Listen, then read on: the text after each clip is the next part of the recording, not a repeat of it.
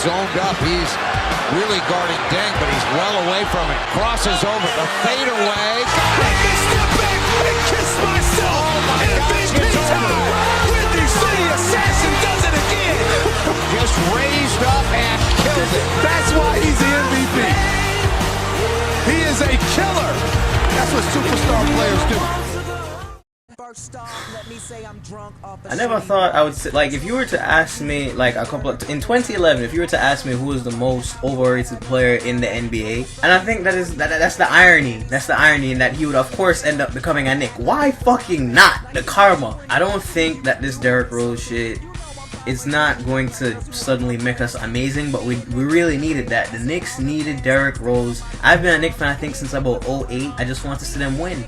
But we don't win. That's the difference between annoying Knicks fans and real Knicks fans. Real Knicks fans know that we suck. We know that we're terrible. We know we're probably never going to win a championship in our lifetime. If it wasn't the Knicks that had Melo, Rose, and Porzingis, I think everybody would see them in a different light. But it's the Knicks. So saw like a poll that did say, who is the better franchise, the Bulls or the Knicks? And 60% of people said like it was the Bulls on Twitter. I was like, the fuck?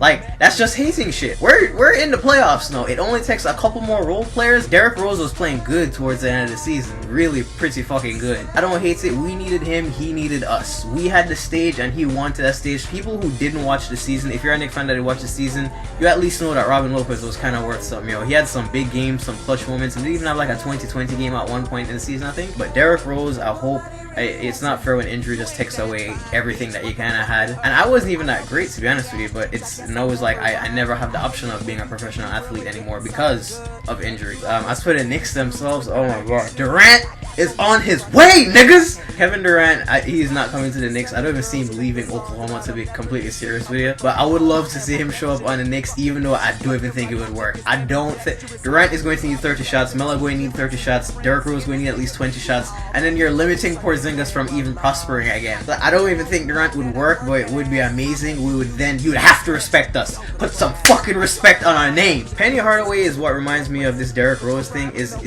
we get him, we get a really good player when them just past them prime, and they could still have some good years in them. It's not going to be what it once was, and it could go so soon. Like Amari, I remember the days of watching Amari fucking average 30 and 10, and he was almost an MVP in the 2010 year that he would show up to the Knicks, and I felt so bad for him because he was having the years of his life, and who knew his knees were ticking time bombs at that time. I watched the Knicks suffer, and I don't want to watch us suffer anymore, even though I know it is inevitable. The curse will be lifted. Check Twitter. The curse will be lifted if Durant comes to the Knicks, and the memes of Derrick Rose are endless. We need to stop this shit. None of this slander is too much.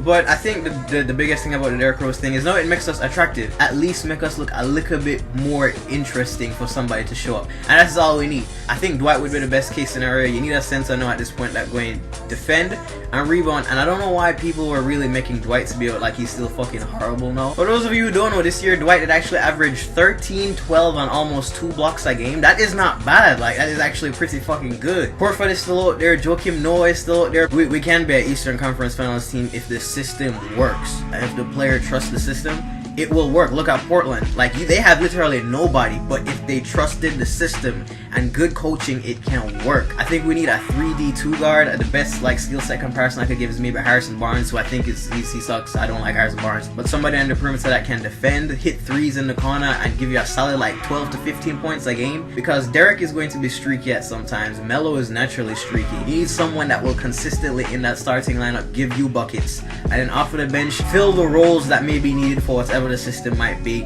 I don't even know if it's the fucking triangle anymore, but whatever it may be. And next year we have a pick and I think another $20-something million in salary cap space. Like, if it is used smartly, the Knicks can suddenly really be a good team. Real shit. Who do we have to contend with to make the Eastern Conference Finals? The Heat? Maybe the Pacers now, since them pull off those trades the other day too. So I pray, please, six God, make this shit work. I don't know what will happen. Free agency is still a couple of days away, but we will see what happens. As for 2K was for videos, I don't even know what to upload recently. I just kind of, since the last video I uploaded, I've been kind of like what to do now. I can upload some random shenanigans clips, but I could start on my fitness vlogs. If you guys want to that, then let me know. I've been meaning to do that. I just always put this off. And be sure to follow me on Twitter. I will probably keep making these as the free agency and off season goes on, but this is where I usually just talk about most of this shit anyway, so we will see what happens. Yeah, base God, pray for Derrick, please.